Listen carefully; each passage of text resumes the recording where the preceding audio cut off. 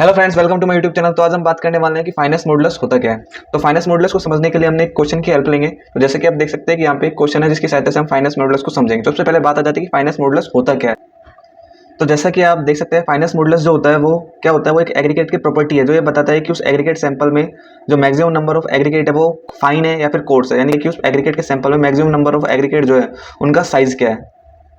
तो जैसे कि आप देख सकते हैं, फाइनेंस मॉडुलस क्या होता है, किसी भी एग्रीगेट का फाइनेंस मॉडुलस उसके कम्युलेटिव 5% का जोड़ होता है जो उस एग्रीगेट की फाइनेंस और कोर्समेट्स की एब्सोल्यूट वैल्यू देता है। फाइनेंस मॉडुलस जो होता है उसको निकालने के लिए हम जनरली 80 से 150 mm की जो सीव होती है उनको अलग अलग रेंज में लगाकर कॉन्स्टेंट वैल्यू 100 से डिवाइड करते हैं। यानी कि इसको प्रैक्टिकली निकालते कैसे हैं, तो इसके लिए 80 से 150 mm की जो सीव्स होती है उनको एक पर्टिकुलर रेंज में लगाकर उसके ऊपर जो एग्रीगेट का सैंपल उसको डाला जाता है और 15 मिनट तक सीव सेकर जो होता है उसकी हेल्प से इन सीव को शेक किया जाता है, जिसकी सहायता से जो प्रत्येक सीव्स जो है वहाँ पर पार्टिकल्स जो होते हैं वो डिफरेंट डिफरेंट शेप के होते हैं। तो उनके साइज के अकॉर्डिंग पार्टिकल जो होता है हर एक सीव पर रिटेन्ड होता है, जिसमें हम उनका कंज्यूमेटिव परसेंटेज रिटेन वेट निकालते हैं और उसमें कांस्टेंट वैल्यू 100 का डिवाइड करके हम फाइनेंस मॉडुलस निकालते हैं।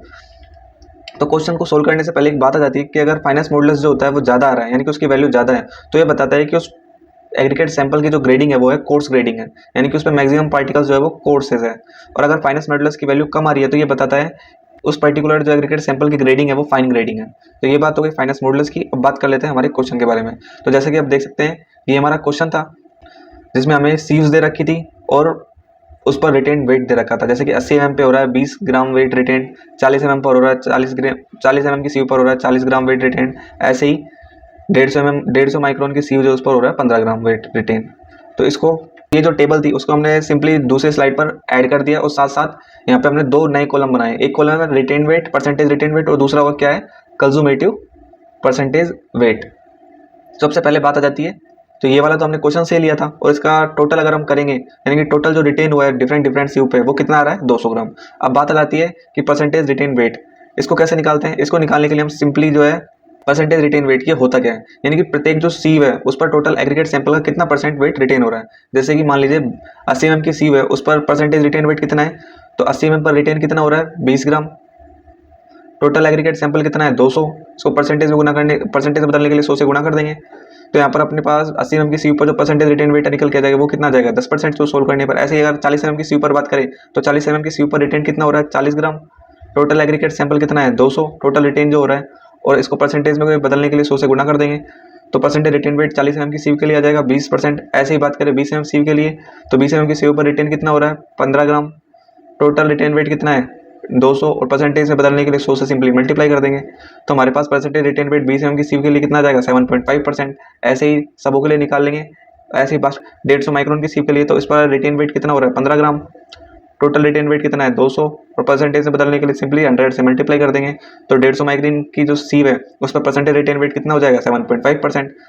ऐसे हम सारी सीव्स के लिए उनका परसेंटेज रिटेन वेट निकाल लेंगे, सिंपली परसेंटेज निकालना है।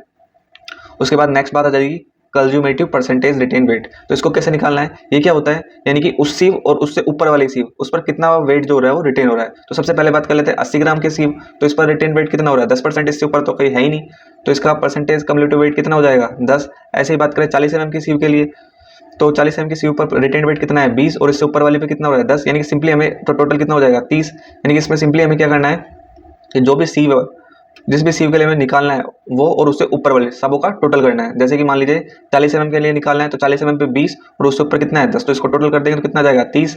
ऐसे ही बात करें 20 mm की सीव के लिए वो कितना है 7.5 और ऊपर कितना आ रहा है 20 + 10 यानी कि 37.5। तो यहाँ पर इस 20 mm की सीव के लिए परसेंटेज कम्युलेटिव वेट कितना हो जाएगा 37.5। ऐसे ही बात करें 10 mm की सीव के लिए तो इसके लिए पर्टिकुलर रिटेन वेट कितना है 2.5% और ऊपर सबों को टोटल कर देंगे तो आ जाएगा 40। या फिर हम बात करें इसको कैसे निकाल सकते हैं कि पहला तो वैसे का वैसा आ जाएगा, उसमें अगर हम ये वैल्यू जोड़ेंगे तो हमें ये निकल के आ जाएगी। इस वैल्यू में 30 में हम अगर 7.5 जोड़ेंगे तो हमें निकल के आ जाएगा 37.5। 37.5 में 2.5 जोड़ेंगे तो हमारे पास निकल के आ जाएगा 40। 40 में अगर 2.5 जोड़ेंगे तो आ जाएगा 42.5। 42.5 में 7.5 जोड़ेंगे तो आ जाएगा 50। 50 में हम 10% जोड़ेंगे तो आएगा 60। 60 में अगर 20 जोड़ेंगे तो आ जाएगा 80%। और 80 में अगर 12.5% जोड़ेंगे तो आएगा 92.5%। और ये सारी वैल्यू किस में परसेंटेज में है। और अगर 92.5% में 7.5 जोड़ेंगे तो आएगा 100%। यानी कि इसको निकालने के लिए सिंपली इंक्लाइन जो है वो जोड़ते जाना है। तो इन सबों का जो कल्यूमेटिव परसेंटेज रिटेन रेट का जो सम आ जाएगा वो आ जाएगा हमारे पास 542.5। तो हम फाइनेंस मॉडुलस का जो फॉर्मूला है उसमें सिंपली पुट कर देंगे वैल्यू को। तो परसेंटेज कम्युलेटिव रिटेन रेट हमारे पास जो आया था वो कितना आया था 542.5 और कांस्टेंट से भाग देना है। तो हमारे पास वैल्यू जो आ जाएगी वो कितनी आ जाएगी 5.42। यानी कि ये जो हमारा क्वेश्चन था, ये जो हमारा एग्रीगेट सैंपल था जिसकी हमने फाइनेंस निकाली थी शिव शेखर की हेल्प से, उसका फाइनेंस मॉडुलस जो आया वो कितना है, तो फाइनेंस मॉडुलस जो इसका आया है वो आया 5.42। इसका मतलब है कि हमारे पास ये जो एग्रीगेट सैंपल है इसमें मैक्सिमम एग्रीगेट